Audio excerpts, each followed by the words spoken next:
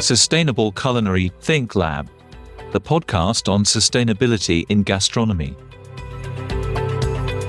Welcome to the Sustainable Culinary ThinkLab podcast, a joint project of the Culinary Institute of America and the Barcelona Culinary Hub, in which we talk with different experts around the world about food, the restaurant industry, and one of the most critical issues of our time, sustainability.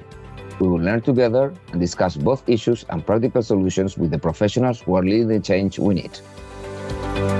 In today's podcast, we want to know how technology could help kitchens to reduce food waste. Today, an estimate of 1/3 of all the food produced in the world goes to waste. Fruits, vegetables, meat, dairy, seafood, and grains that either never leave the farm, get lost or spoiled during distribution, or are thrown away in hotels, grocery stores, restaurants, schools, or at home kitchens. About 6 to 8% of all human-caused greenhouse gas emissions could be reduced if we stop wasting food. Today, we will talk with a representative of Winnow, a company who builds artificial intelligence tools to help chefs run more profitable and sustainable kitchens by cutting food waste. And also with a representative of Hilton hotels, who will explain us how are they using this technology and other actions they take against food waste. For this, Maria Martinez Iglesia, Academic Director of the Barcelona Culinary Hub, and myself, Santi Mas-Paus, Co-Director of the Torre Ribera Mediterranean Center, will talk with Marc Zornes, CEO and co-founder of Winnow, and a visionary leader and entrepreneur. We know technology helps kitchens cutting food waste in half and has now been adopted by more than 1,700 sites globally, operating in over 65 countries. In recognition of its achievements, Winnow has been certified as a B Corporation. Also joining us today will be Emma Banks, Hilton's Vice President on Food and Beverage Strategy and Development for Europe, Middle East, and Africa. Based at Hilton's Middle East and Africa Regional Office in Dubai, Emma Banks is responsible for food and beverage strategies and development across Europe, Middle East, and Africa, supporting Hilton's trading and future pipelines of hotels. Emma joined Hilton in 2019 with a mission to make the company the clear leader in F&B. In a short time, she has made a big impact, bringing a wealth of exceptional F&B talent into the business while being actively involved in Hilton's various diversity initiatives. Welcome to both of you, and thank you very much for participating in the Sustainable Culinary Thinking podcast. Maria, I think you are the one to ask the first question. The first question goes to Marc, and it's simple and difficult at the same time. How is climate change related with food waste? And there is difference between different parts of the world. I mean, it's Europe or Africa having the same waste food, or what is happening in the world? Yeah, so I think that's a really great question. Look, I think we need to start thinking about, first of all, our food system in the context of climate, right? And in many ways, our food system is incredibly powerful. It feeds 8 billion people, every day. And we do that sort of all over the world in sort of different climate and sort of different environments. Our food system, though, accounts for about 1/3 of all greenhouse gases that gets released. It also accounts for 70% of global water withdrawals, and is, pretty much the leading cause of biodiversity loss around the world. And so you think about the system that is used to feed 8 billion people, and you think about the profound impact that it has across other resources and other natural services that the world has. And you think, well, we have to do this in a way that is sort of much more sustainable. Kind of at its core, really, right, the food system should be something that's regenerative, right? It should be something that is actually adding to the sustainability of the world. But we have focused for a long time on maximizing output and just growth of the amount of food we have. Because we throw between 30 to 40% of all food that we grow away across the food supply chain, that has profound impacts on the fact that we use a lot more land and a lot more water and emit a lot more greenhouse gas in producing that food that we otherwise wouldn't had we not thrown that food away. And then, of course, you have the problems that when that food goes to landfill and gets disposed of, the methane, the greenhouse gas, very powerful and potent greenhouse gas that gets emitted as that food decomposes, further compounds the impact that food waste has on climate change, and is a major driver to the amount of greenhouse gases that we emit on an annual basis. What is interesting, though, when you double click on the food waste around the world, food waste happens in different places around the world for different reasons. So if you're in an advanced economy, actually when we have food that we've produced and we've harvested, we're actually very efficient from taking it from that point of the farm all the way through the supply chain. But unfortunately, we waste a lot of food at the farm because of various consumer tastes, preferences around what it looks like, mismatches in supply and demand, as well as we waste a lot at the points of consumption. And that includes restaurants, hospitality. It happens in grocery stores, and it also happens in a very high proportion at homes. You go to a low-income market, and you actually have that problem kind of flipped on its head. What is grown is broadly harvested. And what makes it to points of consumption is broadly eaten, right? However, we lose a lot of food through the supply chain, through inefficient distribution, through lack of cold chain, various things like that. And so I look at that and I say, actually, we kind of know how to waste a lot less food. Both sides of the world have patterns and habits that drive down food waste. And it really drives to a few things. I think it's around investment in technology and tools to help minimize it. But I also think it comes with the respect and treasuring that food that is grown. And if we could just learn from those and look at how we scale those up, we could have a profound impact on driving down food waste. Yeah, thank you, Marc. Because Emma, Marc was referring now about the climate change dimension of food waste, but I think there's also an economic impact of all that food waste. In a hotel like Hilton's, where does the main food waste occur? And if you have evaluated the economic impact of this food waste? Right. Well, a very clear and sombering explanation from Marc, and thank you for that.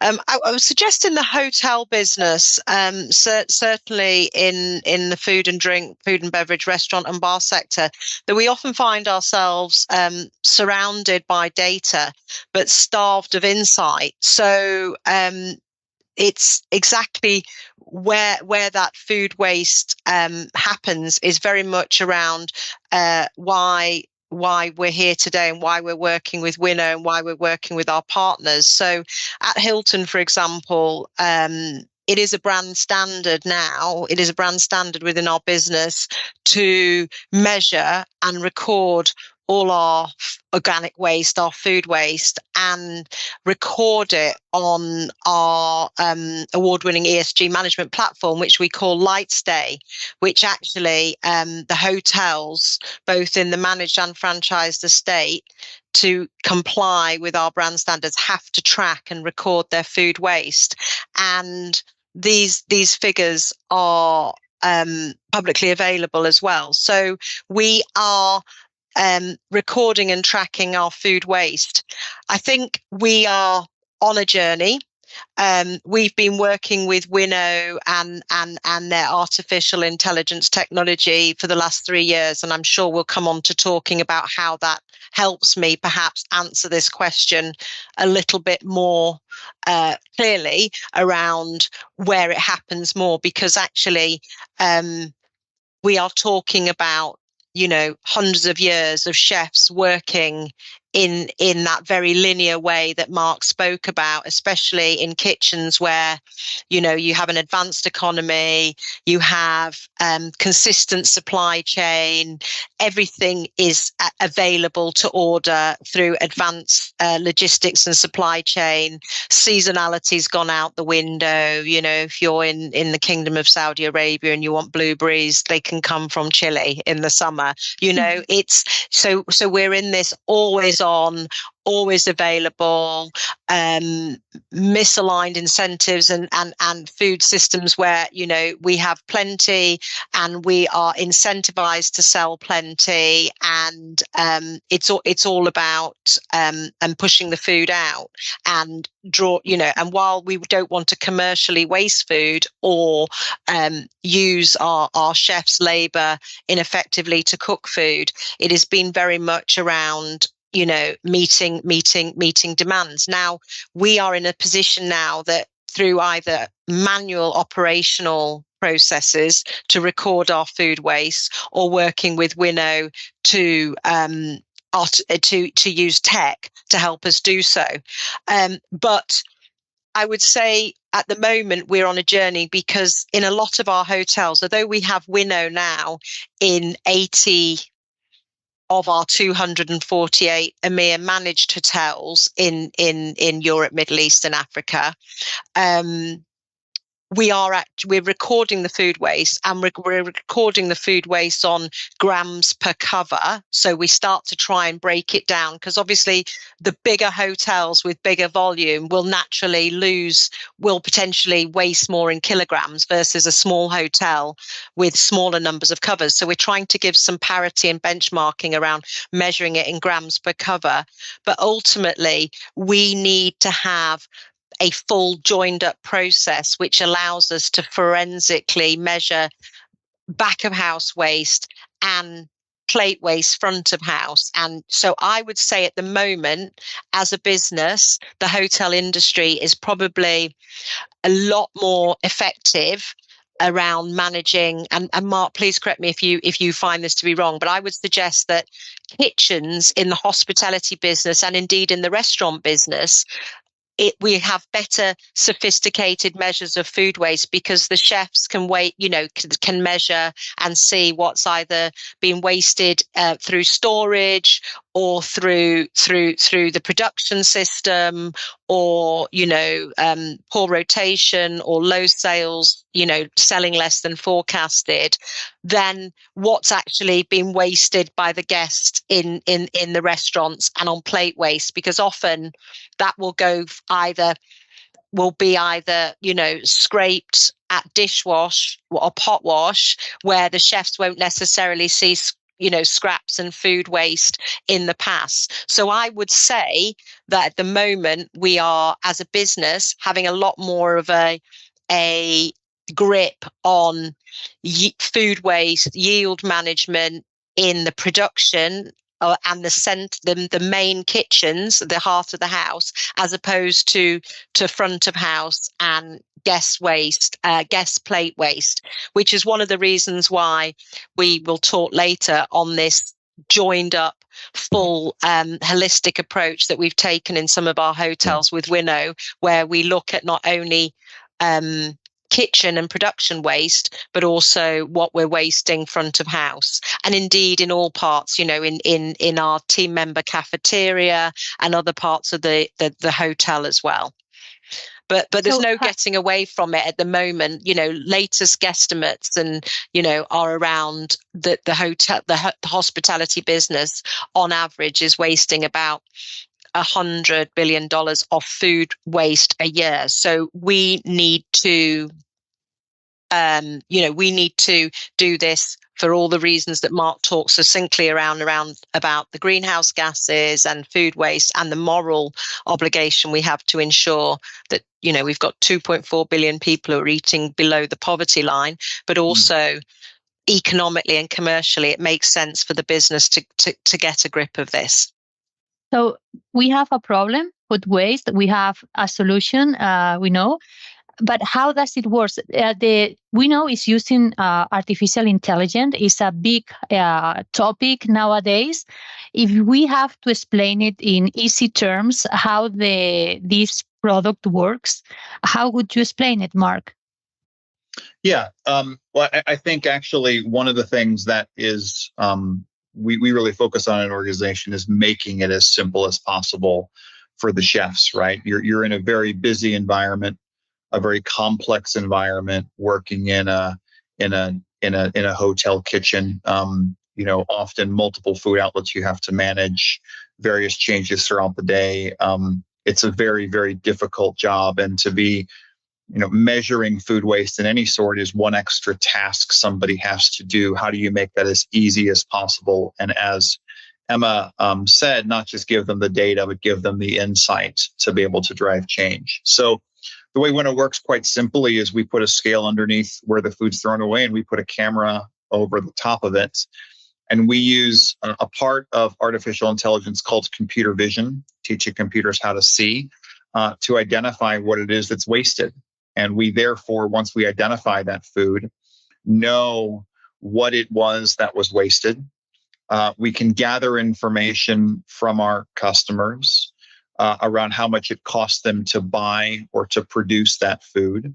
And then we can generate insights around the top items that are being wasted, what can be done to drive down that waste, and work with them to make change. If you think about you walk into a banquet or a hotel breakfast, and there's a lot of things out there on offer. And in the context of a hotel, you want to be as hospitable as possible. You want to be as welcoming and sort of as comfortable as possible. So you're creating choice. There's actually a limited number of items that drive a significant portion of the food waste that's actually put on offer. And what we're doing is we're providing the data to understand what those are. Interestingly, it often varies quite significantly hotel from hotel. Through that, you also get a better idea of what customers are actually taking versus what was produced. And then we also take that system and we put it in looking at what comes back from plates. And then by analyzing what comes back from plates, we not only can get an understanding of consumer behavior, we can get an understanding of what are the recipes, what are the dishes that people put on their plates that they have a tendency not to eat. And that's really interesting from a sort of customer feedback perspective as well. We then take all of that data and we feed it into the culinary team and help them drive incremental changes, ultimately to cut food waste in half. I'd just like to touch on that a little bit, because I'm sorry, I was going to say, I'm sure we'll get into the bit where we actually talk about the data and the magic, and we've had some great results and some trials with Marc, which I'm sure we'll get on to talking about, where we've used the full Winnow AI. But Marc's right, it sits more with me and my team. We've got chefs who've worked for hundreds of years in one way, you know what I mean? And that it's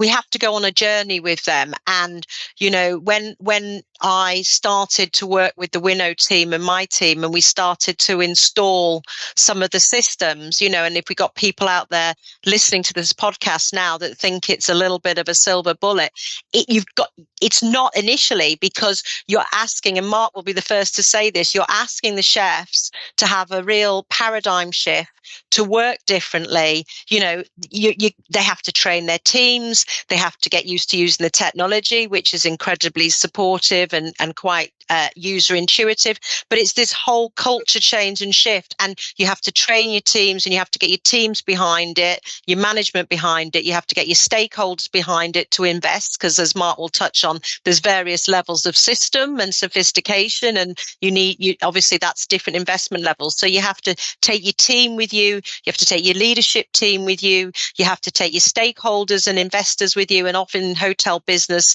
there's a myriad of investors of everything from the hotel management to the hotel ownership to the management company to the general managers. So it's not a silver bullet, but once you start engaging hearts and minds, which I think my team have done incredibly well in Hilton and worked with Winnow and started to show success.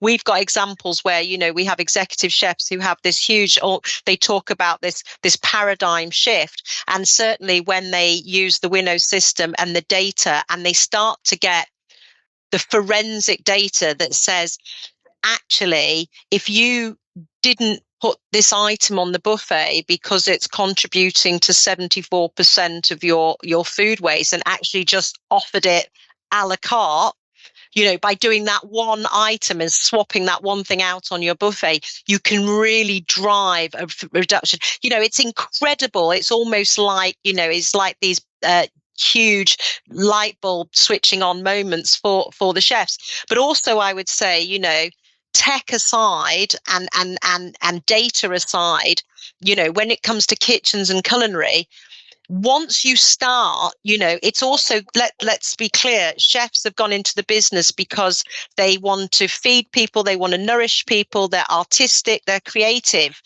So also coupled with that, I'm a true believer in working with chefs to allow them to use what they did and start using their culinary techniques. So be that, you know, root to shoot, nose to tail. You know, when we started working with the Winnow team in some of the examples Marc will talk about, not only were the chefs like, you know, not just satisfied with this data and this technology and this new way of learning and driving food waste that way, they became so obsessed with the reduction in food waste. It was around powdering, dehydrating, pickling, using every part of the animal, you know, bisque, and to the point that one of our buffets that we can talk about, a huge hotel, Hilton Riyadh, in the Hilton Hotel in Riyadh in the Kingdom of Saudi Arabia, on one day where, you know, in Ramadan we were serving up to about 1,600 guests. In one day, they were of the clear belief that because of everything they were doing, they had 3 days where they had no food waste to donate to either food banks or to composting. And, you know, that was just such a magical moment for the team. So I do think it's, you know, I want to say, you know, for anybody listening, it's a journey. You've got to teach your team the why. And if that's planetary health or personal health or a moral obligation to reduce food waste, once they have the why, you show them the how, you take them on a journey, and then the chefs will bring the magic. They are the heroes in this story. They will bring the teams and they will bring the techniques to add on to the data and the technology, because chefs don't want to necessarily feel that AI and robotics are going to take, you know, it's also about that'll help you, which gives you guys more time to do the pickling, the dehydrating, and the skilled culinary that is becoming now so much more vogue. And we're seeing it in more and more chefs who are like making an art out of wasting no food and using every part of the plant or the animal. So I hope that helps put a bit of context into it from a culinary side as well. Yeah, and it's so inspirational. No, I think that precisely I agree. No, then the chefs takes years in maybe making that change, but once they do the change, that will be the best ambassadors. Marc, are you also seeing some other challenges in when trying to implement the Winnow technology? One is convincing the chef, that's for sure, and the whole kitchen team, and as Emma was saying, the management and the stakeholders. And do you identify any other challenges? Look, I think that you know, when you're pushing on the envelope of changing culture and trying to drive positive change, you're going to face resistance, and I don't think that resistance comes out of you know, lack of belief in what you're trying to do. It's that change is hard, and sort of as Emma has talked about, there's hundreds of years of culinary practices that we're not trying to necessarily disrupt, to use a big word. We're trying to evolve, and we're trying to harness for good. You know, Hilton is an example of a group, in my own personal opinion, and the work that Emma is doing specifically in EMEA, that is also pushing that envelope. and driving that change. We know that there are other groups out there that are earlier on in that journey. We hope to be able to inspire them to take change faster. And I think if I do have, frankly, one frustration kind of as an entrepreneur, I see the impact we can have in the groups we work with and say, why aren't we doing this everywhere? And what I think about day in and day out is how to, expand the impact of what we're doing as a business. We care about how much food waste we are preventing in the world. And, our aim over the next 5 years or so is to grow that by 20 times from where it is today. That's a bold plan. And we have to think about it. But, I would say that one thing that I want to circle back on is the power that chefs have once they get inspired by this to drive culture change with their guests. And that is another avenue that I think is really exciting to unlock. When you take that culinary skill and you begin to drive down food waste, not just by producing the right amount, but by creating powders and by pickling and creating what are delicious recipes that people are going to walk into a restaurant and try and say, wow, I never knew you could do that with a broccoli stalk. I always threw that broccoli stalk away. Think about this delicious dish that I can have. When that starts to permeate into how people cook at home, then that magnifies the impacts that can happen. And ultimately, we are running out of time to be able to make change at the scale that we need to make it to avert what is already really concerning climate change that we are seeing. And if anything, what I wish I could see more of is people moving faster, people being more aggressive on these issues, and see it be a faster cultural shift. And I believe that if we continue on the momentum that we're on and have groups like Hilton with Emma leading the way, we're going to start to see that spread like wildfire because of the excitement that you see in the organization when you actually hit that critical mass. And Marc, do you think that this kind of technology could be someday part of our homes? I mean, or do you think it's too expensive, too complicated, or it can begin in the hotel sector and then go to our daily life? I think it can. This stuff takes time. We're at the beginning of the technology curve. Think back 40 years ago and think about how expensive solar panels were or wind farms, and think about them now. And people look at solar as a cheaper source of energy than the alternative that you have today. I think that there's real opportunities for us to be able to scale up what we are doing and make it more efficient to implement. And in time, want to see it be used in more parts of the food supply chains. And homes is one of those areas where I think it has the possibility. But today we're saving the hospitality industry, about $50 million a year in food costs. As Emma said, there's $100 billion problem. Some estimates could be even higher. And, we want to first focus on at least saving $1 billion of that problem, and then start to look at sort of the next horizon. And that's kind of how we think about what we're trying to do over the next few years. Yeah, I mean, as Marc said, it's very much. Sorry, I was just going to say I was going to talk about the cultural messaging. No, go ahead.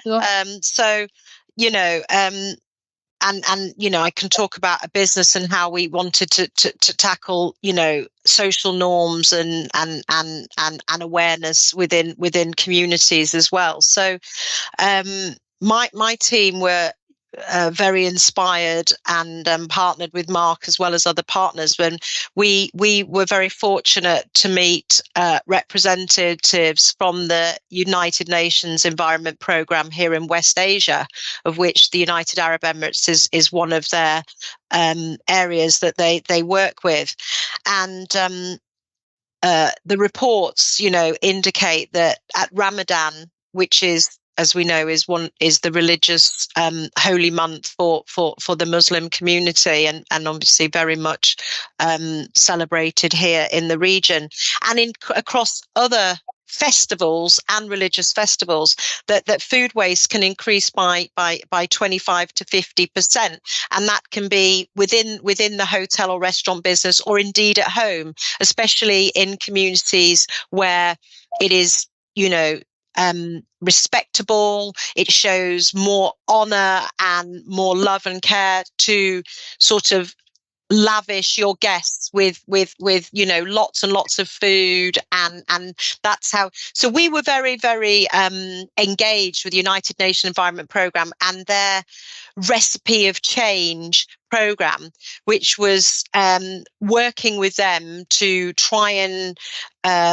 help our team members, help our guests, but also help communities understand the primary barriers to food waste, which I think Marc might have touched on, around the lack of awareness, unhelpful social norms, misaligned incentives where we want to sell more, and defective choice architecture.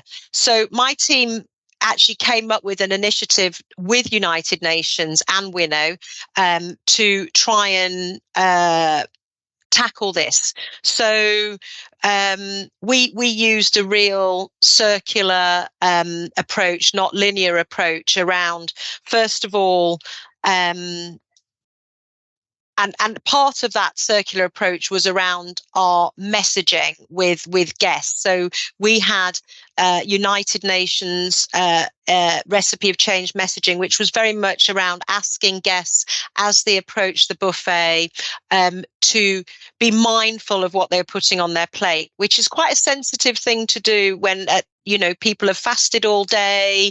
It's in a culture where we want to show our guests respect and honor and serve plentiful. So our buffets are laden high, etc., etc. So we were sort of putting United Nations messaging around, double the waste, double the blessings, halve the food waste, and lots of minor just nudges to ask our guests to be mindful of their food waste. But apart from that, we actually did a whole circular approach where we initially, in 3 of our big hotels that have these big Ramadan celebrations, the Conrad in Dubai, the Hilton Hotel and Residence in Riyadh, which I mentioned, and the Waldorf Astoria in Lusail, where they have big volume Ramadan celebrations. We looked at local sourcing, which we know if you source locally, you can reduce your food waste by about up to 15%, because it's local, it lasts longer, but also it contributes to the communities you're operating in, but hopefully it stays fresher for longer and you don't have the greenhouse gases from transportation and logistics. We also then looked at carbon labeling. So we worked with a company called Climato, and we looked at we helped our guests make what I would call menu smart, climate smart choices by actually labeling the carbon of plant-based items, chicken-based items, seafood and meat. So we helped our guests do that. We then, as I say, we had the Ramadan, the sustainable messaging, the Recipe of Change messaging.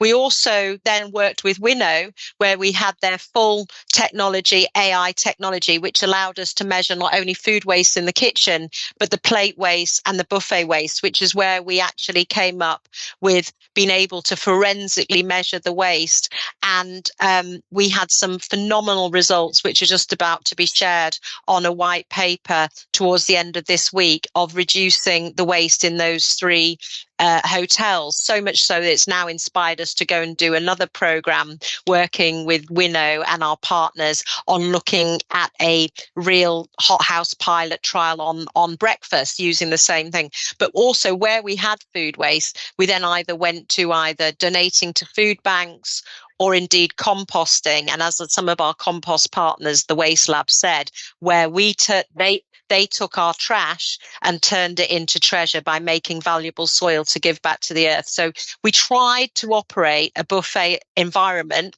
as a trial in this very circular, where we wanted to give back, not create waste, and actually operate in a more circular fashion rather than linear, where, we take, we make, and we waste. Mm-hmm. So hopefully we will now do more work with Winnow on trying to do these closed loop systems to reduce food waste in our buffets and in our hotels.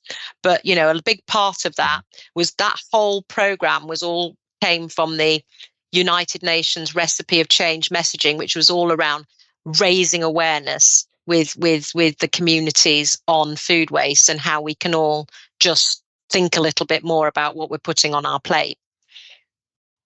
Wow. Thank you, Emma.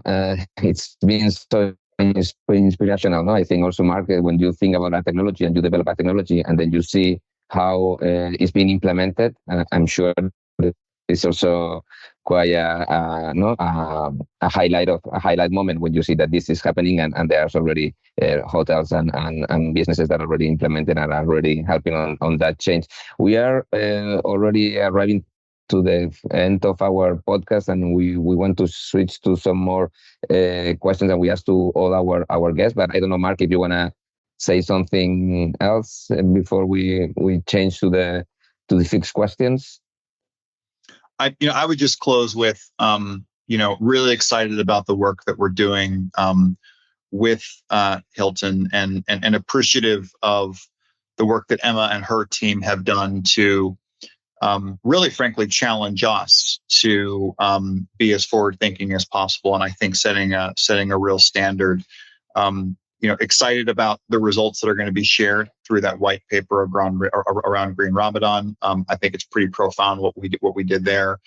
Excited about the upcoming initiative around breakfast, and I think if anyone listening is sort of saying, well, what does this mean to me?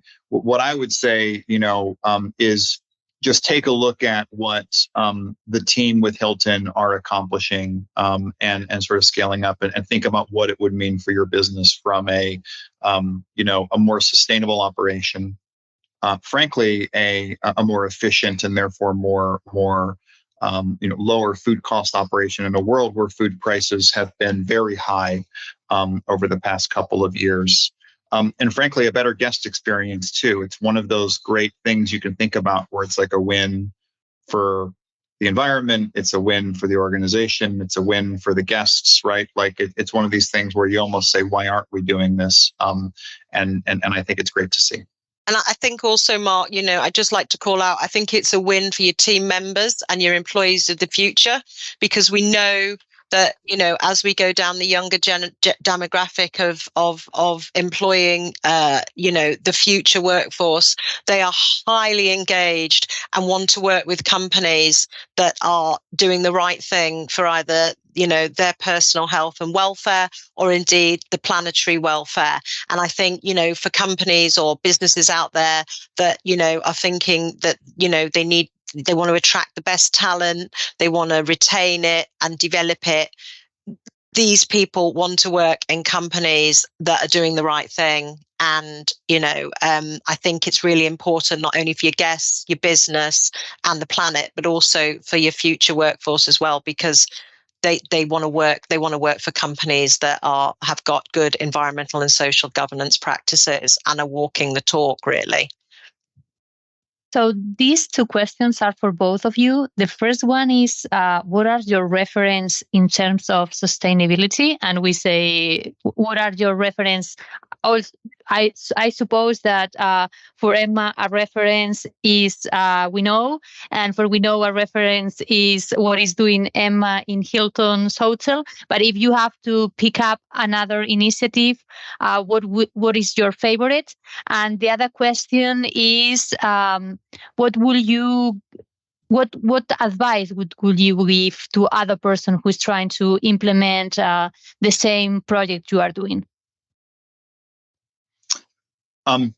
So for me, if I think about another organization that really inspires me from a sustainability standpoint, another customer of ours, IKEA, is frankly an organization that I think is doing really, really profound work. They have a stated mission to inspire 1 billion people to live a better everyday life within the limits of the planet. And they think about that not just from how they operate, but what they provide in their stores for their customers. And I point to them because it a lot like the work in Emma's team, when you speak to them, you can really feel it being fully internalized around how they think about this. And then I also find the translation, not just of what you're doing inside your own organization, but how you drive change in broader society as a shining example of what we need more of. And for you, Emma? I think for me, I think first of all, very much the United Nations Sustainable Development Goals and how they cover every part of the value chain and offer a true roadmap of change. And as you start to speak to the United Nations and as you start to understand and look at how, everything's interwoven, it's so inspirational that there's nothing in the whole sort of environment, social governance chain that, that it isn't touched by one of the UN Sustainable Development Goals. So I think that's really important. And as cheesy as it sounds, when I was deciding to come and work for Hilton, there's kind of two things I looked into, apart from lots of other elements of the role, but was, their diversity and inclusion as a woman in hospitality. That was very important to me in the culture. And also I looked to understand what they were doing around certain ESG areas of the business that were very important to me, reduction in plastics, food waste, local sourcing, all real passion points of mine. And I did find a lot of answers in our Travel with Purpose, which is our ESG strategy. So those were kind of two inspirations for me businessly. But I have to say, I think, and I go back to it, I think chefs, as Nikki and my team always says, it's chefspiration. So I think the chefs can be the real heroes in this story. So everything from, Massimo Bottura and his Food for Soul movement, Bobby Chin, Chef Leila Fatala, who's been named as the United Nations Environment Programme West Asia chef advocate, who worked very closely with us, and she's a huge influencer in the Arabic community for men and women, and she is so passionate, and she's also an influencer for how we can reduce food waste in the home, and I think she's really driving a huge change there. And also things like, Michelin, introducing the green Michelin star and seeing so many deservingly boutique restaurants win this. And also my team recently visited Silo in London, Douglas McMaster restaurant, and got a signed book for me, which I'm going to read page to page. It's incredible detail. But in the book, he signed, "To Emma, waste is a failure of the imagination." I go back to the chefs. I think they're the heroes there. That in terms of my business, obviously in other businesses, they're the ones that are driving the change at the point of impact on the shop floor with the team members. They're having the conversations with suppliers. They're having the conversations with the stakeholders in the hotel. They're having the conversations with their chefs. And they're the ones that are really, really having to drive change. And, chefs such as Jose Andres out there, doing great work all around food. So that's where I get my inspiration from, and also my team who are working so hard on this, as Marc will bear testament to.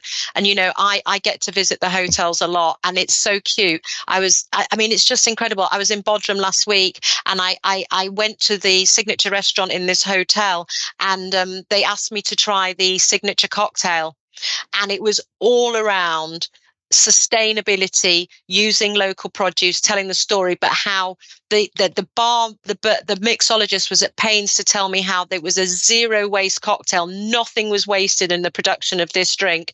And I just think, if we're getting to the front line of young boys and girls in bars who are taking such pride in mixology, that's my inspiration. And of course, they're the next generation, and they're the ones that we have to do this for. As a mother, I feel very strongly about that. Thank you, Emma. Precisely, we are not the Barcelona Culinary Hub and the Culinary Institute of America. We are both culinary schools, so we hope a lot of the listeners of this podcast will be students in our schools, in addition to the rest of the sector. But in terms of sustainability, which advice would you give to a young student that are now thinking about if they want to make a change, or what will be your advice in terms of sustainability? Marc? You are the change, right? It is the fresh eyes that you bring into the business. It is your creative talents. You can help lead the way, and it can be, frankly, if I were speaking to a young person coming out of culinary school, going into a kitchen in one of their first roles, it's an opportunity for them to really make a difference, and I think something that they can use to really evolve the kitchen that they work with. And so I would just say, be inspiring, be brave, do what you think is right, and push the envelope. We need it. And it's hopefully an empowering message to those individuals. Yeah, and as I often use in when I'm talking about food waste with my teams and future leaders, I often say, as Tony Robbins says, the only limit to your impact is your commitment and imagination. So I support Marc there where he says, push the envelope, but also, we all need to realize that every single one of us can make a difference, and it needs every single one of us to make a difference. It's all about equivalencies, and also in the hotel business, because we operate at such volume and change, one person, one inspiring leader, one executive chef can make a huge difference, but everybody in that kitchen needs to make the difference. I can lead the way, my team can lead the way, but we all needed to do it together. And I think the sooner the better our industry realizes that, we are on a code red for climate change, and the future of hospitality, I do believe, is sustainability, the better. And as my team have coined the phrase now, there is no time to waste. Okay. Thanks. Well, I'm just wanna thank you for telling us your experience, your unbelievable experience, to be so inspirational for our students, for the chefs that are listening us. And as a conclusion, I would like to recall the sentence of waste is a failure of imagination. I think it's a good conclusion for this podcast. Not mine. I referenced the book and restaurant silo in London. It was written in the book as a gift for me. Let's be clear on that. Well, but I think it's a good conclusion for this podcast anyway.